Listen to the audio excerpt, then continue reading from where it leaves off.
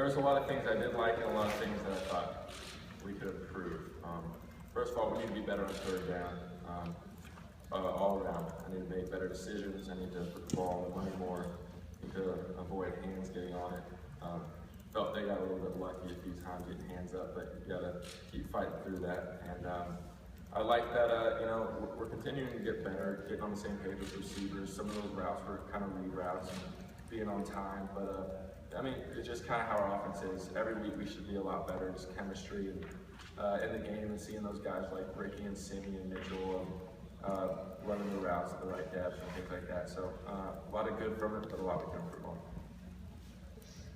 You guys moved the ball well between the 20s and then kind of got bogged down in the red zone.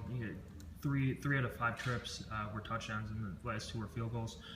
What do you need to do to improve the touchdown percentage there?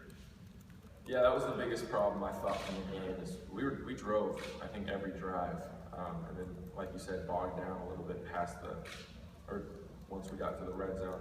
So I think again, we just need to execute better on third down. We kept getting it to fourth, and we converted it, a little bit, but we need to really connect on those third downs and kind of making those competitive plays, making good decisions, just kind of all areas of the offense. But I need to play a lot better than I can, and so I'm really taking it, personal and really trying to improve a lot this week. But every week we need to keep improving to be where we need to be. Just kind of you talked about it, but Coach Wilson said too that he felt like maybe he made some bad decisions on those third downs. How much do you sit down with him? How much do you kind of leave to the coaching staff in terms of talking through what didn't work with those specific play calls and what you guys have been changing moving forward? Yeah, we talked to coaches a lot about, yesterday especially, what we saw, what we could do better. And coach took a lot of the blame for that, but I kind of disagree. I just think, whatever plays out there, there are answers, whether it's a hot answer, whether it's a cover 3 answer, a cover 2 answer. So I need to always make coach look good and bail him out if there is a call that's not as favorable as we'd like. Even looking at some of those plays, even though some weren't quite ideal, I could have made decisions that would have made them work. So that's up to me, and so I appreciate Coach taking ownership, but I think it's unnecessary. I think I need to play better on those third down situations. You mean on auto to a different play, or just executing? More execution.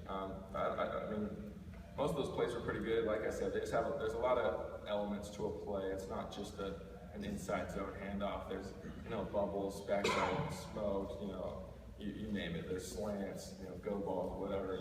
So I just need to, we need to win on competitive plays and just make the right decision. Sometimes that right decision is just to hand it off and get 1 or 2 yards, but I thought there were a few times that I could have made a better decision to get the first down. I know you guys don't like to think too much about the opponent, but especially as you talk about converting third downs, keeping drives alive, turning 3 points into 7, you're facing a pretty well-credentialed offense this weekend. How much do you allow yourself to think like we're going to have to get the most out of all of our drives because this is a team that can put up points in a hurry? Yeah, I think that's the mindset every week. And especially this week, we respect their offense and their defense. They're a very good team.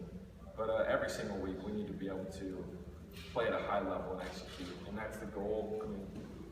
You're never going to be perfect, like Coach always says, but we need to strive to be close to it and execute at a high level. And yes, we need to this week especially, but every single week, it needs to be a big focus to convert on third downs and keep drives going. You talk about not being perfect. In the first 2 games, you guys have been behind in the second half, but you ended up winning the game in the fourth quarter. Is that something right there encouraging for this particular team? Because that wasn't always the case in the past. You won close games these first 2 games. I think it is. I think it's huge for our team, the confidence, and just to know that, we can win the close game. Whether it should have been that close or not, we're pulling it out of the end. And that's just good for guys to know, hey, when it's close, we're going to win the game. I think in years past, we've kind of just, ball hasn't bounced our way. We haven't made the plays quite necessary to finish games. So, we're sitting right now at 2-0, which, not the prettiest way overall, but in the end, it is 2 wins. losses, but we're back to 0-0 this week. We have to go 1-0 this week, and so that's the focus. But I mean, it is good to see that. I mean, get that confidence again. It makes practice a lot more fun. Meetings, guys just coming in with more of an attitude and excitement about them. But we really feel like we could be very, very special this year. There's a standard we need to go to. And the defense took a lot of heat from its first game performance. What was it like from a team standpoint to see them come up with a big interception return to kind of seal that game Saturday? It was huge. I mean, the defense was giving them trouble all game, giving pressure, a lot of blitz looks, getting in the quarterback's face. And I mean, that last play really summed up how they played all game. And it was good to see them make the play and bring it back for a touchdown. Jameel making a great play, but really Marcus and TJ really shot the gap and got in the quarterback's face, and corners covered the route. So I mean, it was awesome to see the defense kind of win the game at the end for us. Again, just that confidence is invaluable. So it was good to see. It's so early in the season, but how are you better as a quarterback now than you were last? I think there's a lot of areas. I think, first of all, I feel a lot stronger out there. I feel like my body, taking hits, I don't feel it as much. I feel like even, in the pocket, I feel stronger, when they hit me. So thanks to Coach Hill and his staff all off season. But again, I feel like I know what I like out there a lot more, especially in the Indiana or the Southern Illinois game, the first game. I knew what I was seeing and what I wanted to try to exploit. And in this last game, kind of knew I really liked the game plan we had. We were just very close from executing those plays. So I mean, being an older guy, I see a lot more plays, but again, I just need to kind of cut loose a little bit more out there. But I like where I'm at, but I think I can be just so much better. Have you ever had a game where you ran in the first 2 touchdowns? I think I've scored 2 touchdowns in general, rushing like once before, Bowling Green last year, but other than that, maybe high school one time. I don't know. It was pretty cool. I felt bad taking Jordan's touchdown because he got us down to the 1 that one time, but the look just kind of provided it that way. So. Nate, how much input do you have in the game plans? Do you get together with Coach John or something and say, hey, maybe we can do this or this, or I like this or that? How much input do you have?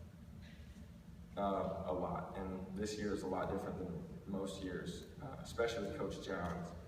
I go up there and watch film with him, and he'll ask kind of what I like, what I think about this play and that play, what I like, what concepts I like. But then, Wednesday, Thursday, we have a lot of plays on the sheet, and we go through, and he's like, Nate, do you like this one? Do you not like this one? And I kind of get to pick my favorites out of the top, and he'll take out some of the plays I just don't really feel comfortable with.